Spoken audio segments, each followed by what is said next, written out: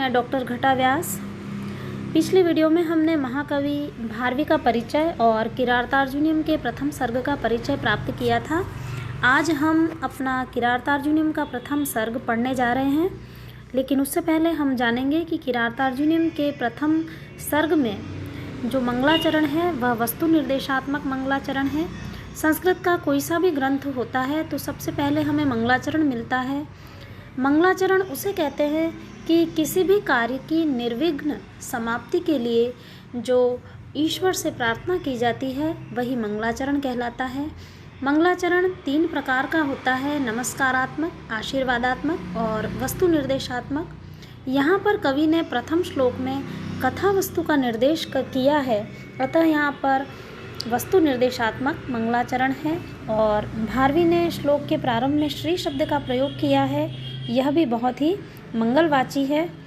और जो पहला श्लोक है इसमें जुए में पराजित होने के पश्चात युधिष्ठिर अपने भाइयों और द्रौपदी के साथ वन में जाकर रहने लगते हैं और वहाँ रहते हुए दुर्योधन की शासन व्यवस्था को जानने के लिए कि वह वहाँ पर प्रजा के साथ कैसा व्यवहार करता है, वहाँ की राजलक्ष्मी सुरक्षित है या नहीं है, इन सब बातों को जानने के लिए युधिष्ठिर ने ब्रह्मचारी का वेश धारण करने वाले एक किरात को नियुक्त किया था। और किरात वही वनेचर संपूर्ण वृत्तांत जानकर द्वैत वन में युधिष्ठिर के पास आता है और सारी जानकारी वह देता है। उसी का यह पहला श्लोक है जिसे हम पढ़ेंगे।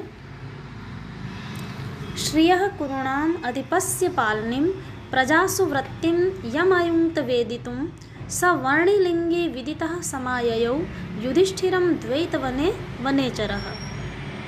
श्रियम अर्थात राज्य लक्ष्मी का, कुरुणाम कुरु जनपद के, अधिपस्य राजा दुर्योधन की, पालनीम पालन करने वाले, प्रजासु वृत्तिम प्रजा के व्यवहार को, यम जिसको अयुंक्तः नियुक्त किया था, वेदितुम जानने के लिए अर्थात कुरु जनपद के स्वामी की, राजलक्ष्मी के रक्षक दुर्योधन के प्रजा विषयक व्यवहार को जानने के लिए युधिष्ठिर ने जिसे नियुक्त किया था, सवर्णिलिंगी वह ब्रह्मचारी वेशधारी, विदितः जानकर, समाययौ लौट आया, युधिष्ठिरम युधिष्ठिर के पास, द्वैतवने द्वैतवन में, वनेचरः। इसी को हम अन्वय से देखेंगे। कुरुणाम अधिपस्य श्रियः, कुरु जनपद के स्वामी की, राजलक्ष्मी के रक्षक दुर्योधन के, पालनीम प्रजासु वृत्तिम प्रजा विषयक व्यवहार को जानने के लिए,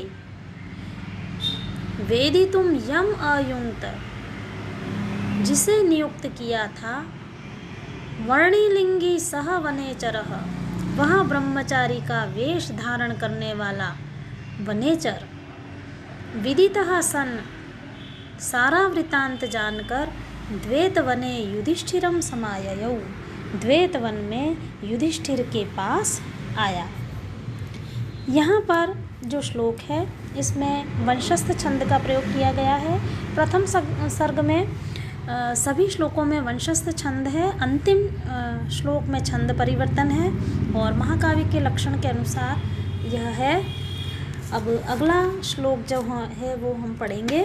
अगला श्लोक हमारा है कि उस वनेचर ने फिर क्या किया। कृत प्रणामस्य महिम महीभुजे जीतां सपत्नेन निवेदयिष्यतः न विव्यथे तस्य मनो न हि प्रियं प्रवक्तुम इच्छन्ति मृषा हितेशिणः। कृत प्रणामस्य प्रणाम करने वाले, महिम पृथ्वी के संबंध में, महीभुजे राजा युधिष्ठिर के लिए, जीताम जीती हुई, सपत्नेन शत्रुओं के द्वारा, निवेदयिष्यतः निवेदन करने वाले, न विव्यथे नहीं व्यथित हुआ, तस्य मनो उसका मन, न ही क्योंकि नहीं ही, प्रियम प्रवक्तुम न ही प्रिय और प्रवक्तुम कहने के लिए, इच्छन्ति चाहते हैं, मृषा असत्य, हितेशिणः भला चाहने वाले। इसी को हम अन्वय से देखेंगे।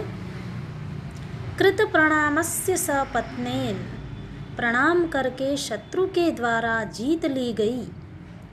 महिम महीभुजे निवेदयिष्यतः, पृथ्वी का वृतांत युधिष्ठिर के लिए वर्णन करते हुए तस्य मनः न विव्यथे, उसका मन व्यथित नहीं हुआ, क्योंकि हितैषिणः मृषा प्रियं प्रवक्तुं न इच्छन्ति, क्योंकि भला चाहने वाले व्यक्ति असत्य प्रिय बोलने की इच्छा नहीं करते।